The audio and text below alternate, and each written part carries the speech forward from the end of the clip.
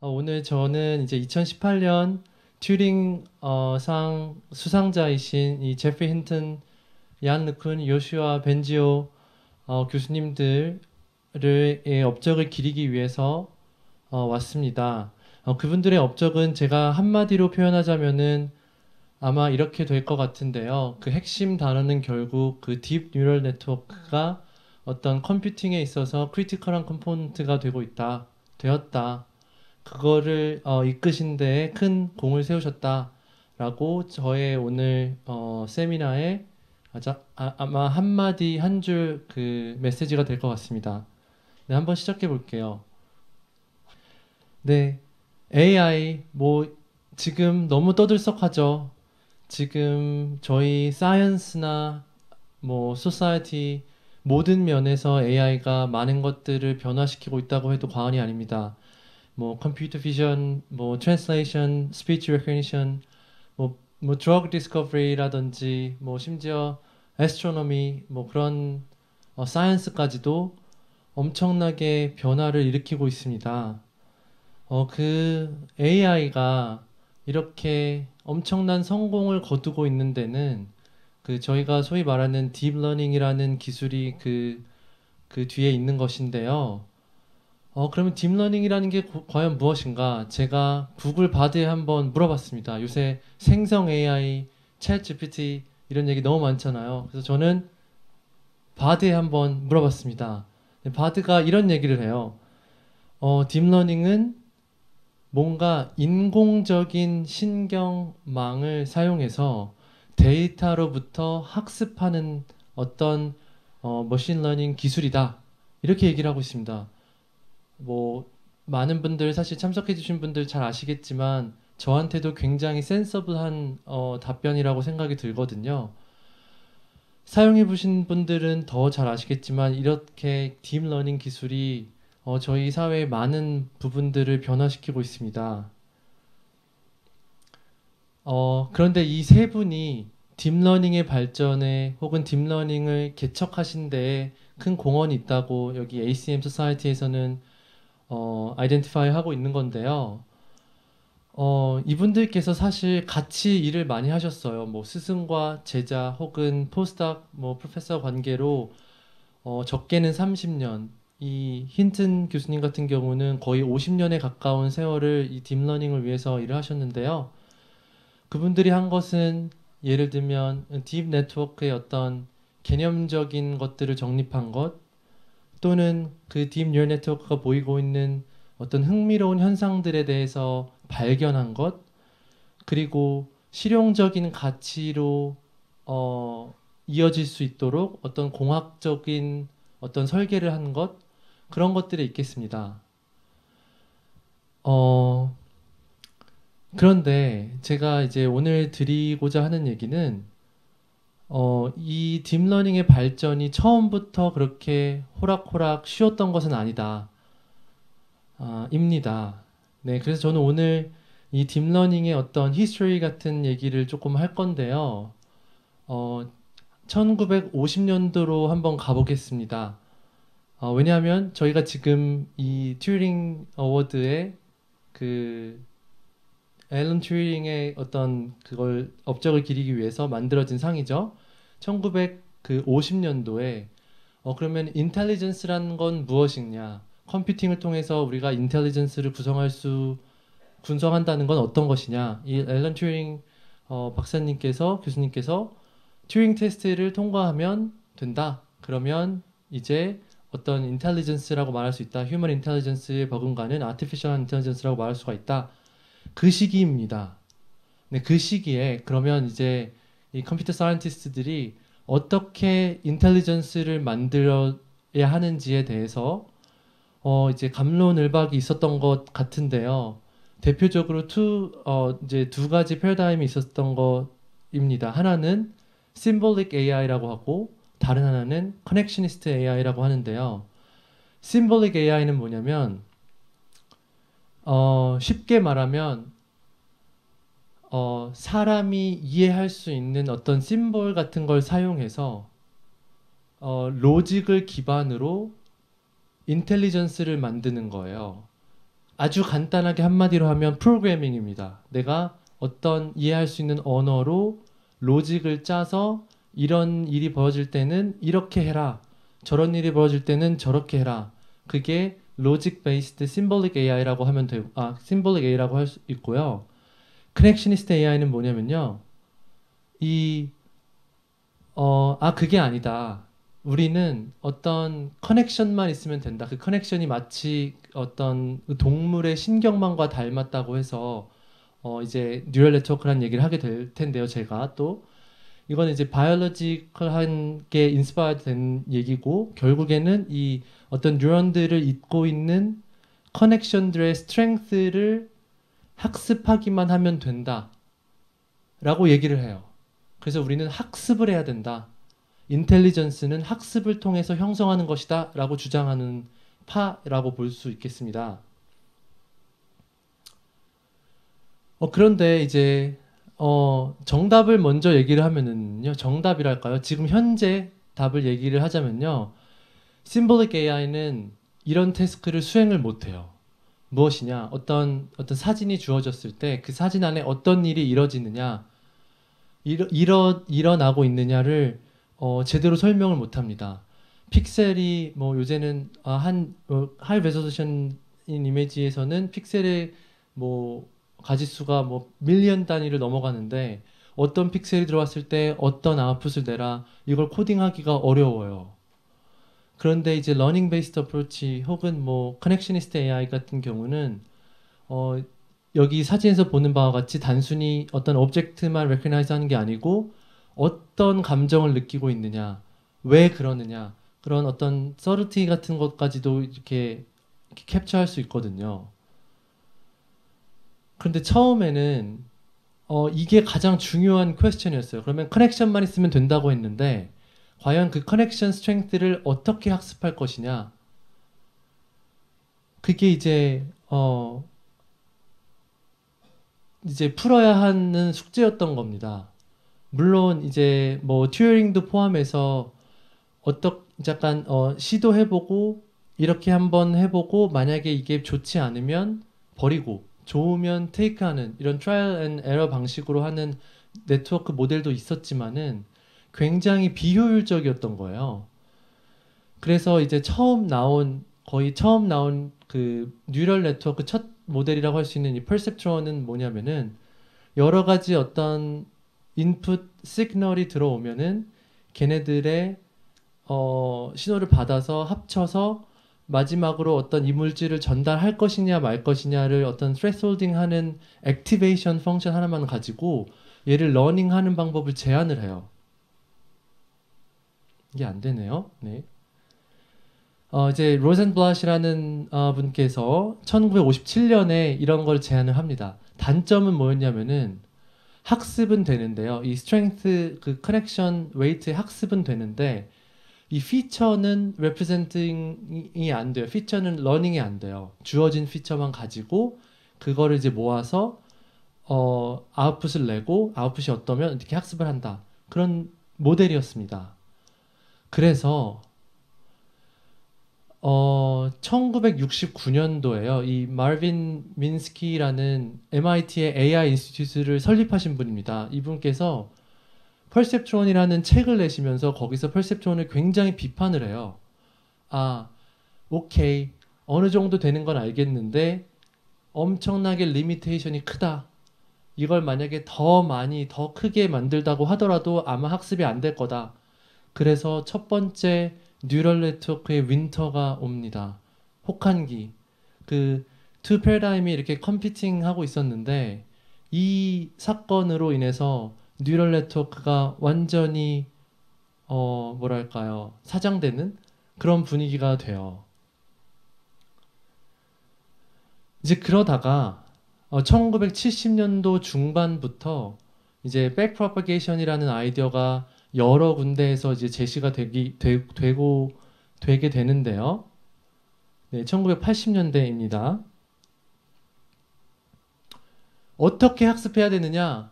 뉴런이 이렇게 많을 때는 어떻게 학습해야 되느냐? 몰랐어요. 그 전까지 굉장히 뮤테이션 베이스드 메소드, reinforcement learning 이런 걸 가지고 학습을 했는데 이렇게 뉴런이 많아지기 시작하면은 학습하기가 어려운 거예요. 그러다가 백프로파게이션이라는 아이디어가 나오고 그거에 뭔가 효율적인 임플멘테이션이 나오면서 이 커넥셔니스트 AI들이 또 엄청나게 또 환호를 하기 시작합니다. 네. 꽤나 리즈너블한 퍼포먼스를 보여주기 시작해요. 잘 돼요. 이런 디짓 레코니션 하는 태스크에서 굉장히 잘 되는 퍼포먼스를 보여줍니다. 뭐 제가 이 강연 오디언스 분들이 일반 대중분들이라고 해서 아주 간략하게만 그 뉴럴 네트워크가 어떤 것인지 잠깐 또 설명을 드릴 건데요. 이 맥클록 앤 피트라는 분께서 처음 제안하신 뉴런이 이런 모델입니다. 마치 그 동물의 어떤 신경 전달 시스템을 본따서 만든 어떤 컴퓨팅 모델이라고 보시면 되는데요. 이렇게 어떤 소마라는 바디가 있을 때 그 안에 뉴클리어스가 다른 뉴런으로 신경 전달 물질을 이렇게 트랜스미션하는 그런 과정을 표현해 보자면 이런 겁니다. 인풋 뉴런에서 어떤 시그널이 오면은 걔네들을 얼마나 내가 강하게 또는 약하게 얘를 내가 만들 것이다 해서 결정한 후에 다 합쳐서 걔로 이제 아웃풋을 내는 건데요. 이제 이게 첫 뉴런이고요. 뭐 아까 말씀드렸던 퍼셉션 같은 경우는 여기에다가 이제 액티베이션 같은 거를 더하게 됩니다. 네, 근데 이런 것들이 뭐랄까 이제 한 가지만 있는 게 아니고 엄청나게 많이 있으면은 이제 얘네들이 인공적인 뉴럴 네트워크다, 아티피셜한 뉴럴 네트워크다, 마치 사람의 뇌를 닮은 그런 신경 전달 시스템을 닮은 아티피셜 뉴럴 네트워크다 저희가 얘기를 합니다. 이 경우는 이제 앞으로만 포워드 프로파게이션을 하는 뉴럴 네트워크의 예시가 되는 거고요. 이제 이 커넥셔니스트 AI들은 뭘 하는 거냐면 이 시그널들이 다음 레프레젠테이션으로 이렇게 갈 때 얘네들을 얼마나 내보내고 얼마나 세게 약하게 내보낼까를 이제 그 웨이트만 정해주면 되는 거예요. 그러면 그 웨이트가 정해짐에 따라서 피처를 학습을 하는 효과가 생기는 겁니다. 근데 이제 얘를 그럼 어떻게 학습할 거냐? 얘가 엄청나게 파워풀한 모델인 건 저희는 알아요. 뉴럴 네트워크가 이 뉴런의 개수가 많아지면 많아질수록 표현할 수 있는 그 결과, 인풋이 주어졌을 때 표현할 수 있는 베리에이션이 엄청나게 많아지는 거죠. 그래서 커패시티가 큰 거는 알겠어요. 근데 걔네들이 어떻게 그러면 좋은 피처를 학습할 수 있도록 우리가 얘네를 이렇게 트레이닝 할 거냐? 이제 제가 딥러닝은 이제 기계 학습의 어떤 한 방법이라고 초반에 잠깐 얘기를 했었는데 이 슈퍼바이스드 또는 언슈퍼바이스드 트레이닝이라는 기법은 뭐냐면은 어떤 인풋이 주어졌을 때 내가 원하는 아웃풋이 나오도록 계속 지도를 하는 거예요. 계속 내가 원하는 아웃풋을 보여주고 어떻게 지도하느냐에 따라 슈퍼바이스드 러닝의 다양한 방법이 있을 수 있는데요. 그 중에 하나가 이제 아까 잠깐 언급했던 어떤 뮤테이션 베이스드 메소드입니다. reinforcement learning 같은 건데요. 뭐냐면 결과를 보고 얘가 좋다 안 좋다 그것만 보고 웨이트가 하나가 있으면 그 웨이트를 변형해 보고 좋으면 이런 쪽으로 나쁘면 이런 쪽으로 변경해 보는 거예요. 근데 그것만 가지고는 이렇게 많은 수의 뉴런을 업데이트하기가 너무너무 어려운 거예요. 그래서 나온 게 이제 백프로파게이션이라고 생각하시면 됩니다. 백프로파게이션은 어떻게 동작하냐면요. 처음에 인풋이 주어졌을 때 forward propagation을 먼저 하고요. 그럼 이제 그 프레딕션이 나오잖아요. 그럼 그 프레딕션이 내가 원한 값과 얼마나 비슷한지, 가까운지를 계산을 해서 떨어진 정도 그 에러를 혹은 로스를 뒤로 다시 프로파게이트 한다고 해서 백프로파게이션이라고 하는데요. 그 과정은 저희가 메저하는 게 아니고 정확히 계산할 수 있습니다. 두 가지만 있으면 되는데요. 하나는 그 체인 룰이라고 하는 캘큘러스만 사용하면 되고요. 다른 하나는 얘도 뉴런이 많잖아요. 엄청 많을 수 있는데 걔네들을 동시에 병렬적으로 계산하기 위해서 어, 이제 다이나믹 프로그래밍이라는 알고리즘을 사용할 수 있습니다. 그 두 가지가 있으면은 이 백프로퍼게이션이 가능해져요. 그래서 이 백프로퍼게이션을 사용했더니 그 다시 뉴럴 네트워크에 이제 부흥이 오는 거예요. 80년도에 이제 이미지도 레코그나이즈를 하기 시작하고요. 다양한 태스크가 꽤나 잘 동작을 하기 시작해요. 특히 이 백프로퍼게이션 같은 경우는 굉장히 단순한 그 옵티미제이션 알고리즘 같은 거를 사용을 해도 이게 커져도 뉴럴 네트워크가 커지고 뉴런의 개수가 많아져도 스케일을 잘합니다. 그래서 굉장히 쉬워요. 사용하기가 reinforcement learning 같은 것보다는요. 그런데 잘 된다고 했는데 문제가 있었어요. 일단 당시에 컴페리터라고 하나요? 어떤 다른 심볼릭 AI에서 오는 어프로치들이라든지 기계학습 어프로치들이 어떤 모디스트한 사이즈의 데이터셋에 대해서는 더 결국 잘했던 거예요. 퍼포먼스가 이해도 더 잘 되고 그리고 이제 뉴럴 네트워크를 더 키우려고 했더니 그때는 또 백프로퍼게이션만 갖고는 학습이 안 되는 거예요. 그래서 엄청나게 그 제프리 힌튼 교수님 말을 인용을 하자면 큰 디스어포인먼트가 옵니다. 이때 사회 분위기가 이 아카데미 분위기가 어땠냐면요. 예를 하나 들어드리면은 이 닙스 지금은 뉴립스라고 하는데 이 닙스, ICML, CBPR은 지금 저희 분야에서는 탑티어 컨퍼런스이거든요. 당시에도 그랬고요. 근데 닙스에 예를 들면 제프리 힌튼 교수님께서 페이퍼를 서미션을 합니다. 근데 리젝이 돼요. 왜 리젝이 됐느냐? 커미티에 물어보셨대요. 그런데 들은 답변이 뉴럴 네트워크 관련 페이퍼가 2개가 서밋이 됐는데 2개 다 억셉하기엔 너무 많아서. 네. ICML의 그 요슈아 벤지오 교수님께서 페이퍼를 2007년이에요. 지금부터 그렇게 오래된 시기가 아닌데 페이퍼를 냈는데 리젝이 됩니다. 리뷰어가 뭐라고 하냐면 ICML은 뉴럴 네트워크 같은 페이퍼를 낸 데가 아니다. CVPR의 얀 루큰 교수님께서 페이퍼를 냅니다. 시만틱 세그멘테이션이라는 태스크예요. 어떤 사진이 주어지면 픽셀이 어떤 클래스에 속해야 되는지를 결정하는 어떤 클래시피케이션 알고리즘이라고 생각하시면 되거든요. 당대 최고의 컴퓨터 비전 알고리즘보다 잘 됐어요. 근데 리젝이 됩니다. 코트 하자면 리뷰어가 네 페이퍼에는 전부 다 러닝을 통해서 너는 문제를 풀었다. 비전은 그게 아니다. 그래서 그때 당시에 사람들 그 컴퓨터 비전 이라는 소사이어티의 사람들의 어떤 프레임 오브 마인드는 뭐였냐면은 비전은 예를 들면 수식을 쓰고 이런 게 들어왔을 때 이렇게 하고 오브젝트가 들어오면 이렇게 레코그나이즈를 하고 그 룰이 있다라고 얘기를 하는 거예요. 그 어떤 마인드셋이 있었던 거예요. 러닝을 하면 안 된다. 설명 못 하잖아. 리젝. 근데 이러면서 이제 세컨드 윈터 뉴럴 네트워크 윈터가 왔다고 해요.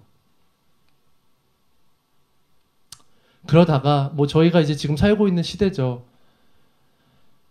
딥 러닝이 이제 레볼루션을 일으키기 시작합니다. 네, 타임라인으로 보면 약간 부정확한데요.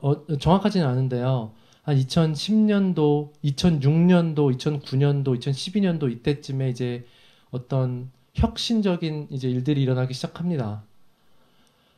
그런데 이제 힌튼 교수님께서는 그거에 이제 이유를 공을 이 2가지로 돌려요. 하나는 데이터의 양이 많아져서, 다른 하나는 컴퓨테이션이 이제 굉장히 강력해져서 많아져서 그 전까지 백프로퍼게이션 알고리즘이 없었던 게 아닌데 라지 뉴럴 네트워크의 작은 데이터만 가지고 학습을 하려고 했더니 안 됐던 거예요. 물론 이거 말고도 당연히 여러 가지 테크니컬 어드밴스들이 있었습니다. 프리트레이닝 사전 학습을 한다. 아니면 뭐 어떤 뉴런들을 랜덤하게 드롭아웃 한다. 아니면 뭐 이거 되게 단순한 액티베이션 펑션도 하나만 딱 바꿨더니 학습이 굉장히 잘 되는 뭐 이런 테크니컬 어드밴스들이 있었지만 결국에 이것이 이제 세상에 나오고 지금 빛을 보고 있는 데는 데이터 그리고 이 컴퓨터 파워에 있다. 이렇게 얘기를 하십니다.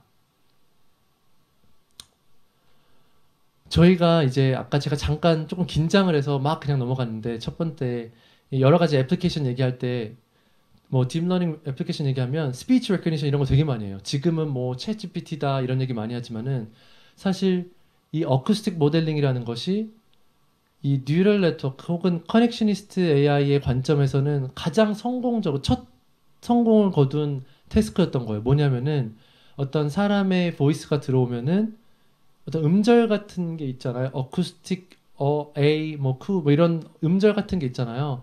그거를 이렇게 recognize 하는 태스크예요.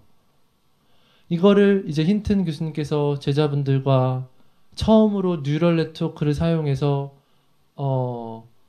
당대 다른 뉴럴 네트워크를 사용하지 않은 다른 기술과 비교해서 굉장히 좋은 퍼포먼스를 보이는, 결과를 내시고, 그게 나오자마자 이제 이런 테크 컴퍼니들이 바로 스피치 리코그니션 시스템은 안드로이드 같은 거 포함해서 바로 뉴럴 네트워크 베이스로 넘어가기 시작합니다.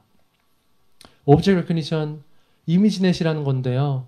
2012년도에 여기 보시면 다른 똑같이 2012년대 챌린저들인데 정말 세계적으로 리딩하는 컴퓨터 비전 그룹이에요. 근데 그들보다 거의 10% 이상 성능을 보이면서 완전히 제가 이때 공부를 조금 했는데 세대인데 완전히 그냥 딥러닝으로 마치 스위치 돌리듯 사람들은 이제 넘어가기 시작합니다. 네, 엄청난 마진으로 성능을 기록했다라는 얘기고요. 그 밖에도 이제 계속 이제 많은 도메인, 많은 태스크에서 이제 혁신을 이루게 되는데요. 그 중에 하나가 이제 트랜슬레이션 태스크입니다. 어떤 한 랭귀지에서 뭐 한국어에서 영어로 바꾸는 이런 시퀀스 투 시퀀스 모델 같은 것도 나오고 지금은 트랜스포머라고 해서 말도 참 좋아요. 그렇죠? 트랜스포머. 제가 비하인드 스토리 좀 들어봤는데 그게 뭐 처음부터 트랜스포머로 하려고 하는 건 아니라고 해요. 뭐 급하게 말을 했는데 어쨌든 한 랭귀지에서 다른 랭귀지로 트랜스포밍하는 그 랭귀지 태스크를 위해서 나온 모델이 지금은 완전히 그 챗 GPT를 포함해서 랭귀지 모델을 도미네이트 하고 있는 상황이고요. 이제 이거를 이제 힌튼 교수님께서는 심볼릭 AI를 정말 끝내버렸다. Final nail in the coffin이라고 하신다. 끝났다. 왜 그러냐? 트랜슬레이션 태스크야말로 정말 심볼릭 AI가 어치브 해야 되는 아이디어란 태스크라는 거죠. 왜냐하면 심볼이 in 들어오고 symbols in, symbols out이기 때문에 그런데 트랜슬레이션, 심볼릭 AI는 이제 못 풀어요. 비교가 안 돼요. 하지만 뉴럴 네트워크는 가능하다. 뭐 이런 어드밴스가 계속되고 있습니다. 비전 뭐라고 말씀하시느냐면 아직도 풀어야 될 게 많은데 왜냐하면 사람은 여기에 노이즈가 더해진다 하더라도 이 이미지가 판다인 거를 쉽게 레코나이즈 하는 반면에 뉴럴 네트워크는 그렇지 않다. 사람은 제가 이렇게 조금 회전을 한다고 하더라도 저인 거를 모두 다 레코나이즈 하시지만 뭐 컨볼루션 뉴럴 네트워크라는 모델은 쉽게 그걸 레코나이즈 못한다. 그래서 새로운 논문도 이때 튜링상을 받고 바로 다음 연도에 또 제출하시기도 했고요. 또 하나는 튜링 렉처에서 나온 얘기들이에요. 제가 오늘 전해드린 얘기는 튜링상을 이제 수상을 하시면서 또 그때 당시에 근데 뉴럴 네트워크에 큰 문제가 또 하나 있다. 이 시냅틱 커넥션들을 시냅틱 리스폰스를 업데이트하는 과정, 즉 그 백프로퍼게이션을 통해서 웨이트를 업데이트하는 과정이 다소 인위적이다. 이게 사람을 닮지 않았다. 얘네들의 변하는 속도를 굉장히 자유자재로 해야 된다. 그런 얘기를 하셨는데 불과 작년 12월에 연세도 많으신데 또 포워드 알고리즘이라는 백프로퍼게이션을 전혀 하지 않고 뉴럴 네트워크를 학습할 수 있는 어떤 컨셉추얼한 아이디어를 제시를 또 하세요. 네, 다 왔는데요. 네, 저는 오늘 그 어떤 이런 히스토리컬한 그 타임라인에서 잠깐 그 뉴럴 네트워크의 발전을 힌튼 교수님의 말을 빌어서 했고요. 저희가 지금 한 요 근방에 있습니다. 그런데 저희가 이제 뭐 제가 드리고자 하는 말은 딥러닝이 너무나 빠르게 지금 사이언스, 엔지니어링, 소사이티를 변화시키고 있고 이제는 뗄래야 뗄 수 없는 어떤 크리티컬한 컴포넌트가 되고 있다. 네, 크레딧은 당연히 2019년 ACM, FCRC 미팅에서 하신 힌튼 교수님의 렉처를 저는 따라했을 뿐이고요. 뭐 그 밖에도 오늘 참석해주신 금요일인데 참석해주신 분들께 참 감사드리고 마지막으로 저희 얘기인데요. 네, 제가 그 허깅 페이스라는 요새 잘 나가는 랭귀지 모델링하는 회사의 API를 빌어서 한번 제 얘기 사진 넣어봤어요. 이렇게 나오고 있는데 아직도 조금 에러는 있다. 아직 우리 갈 길이 좀 남아 있다, 당연히. 네, 오늘 들어주셔서 감사합니다. 이남은이었습니다.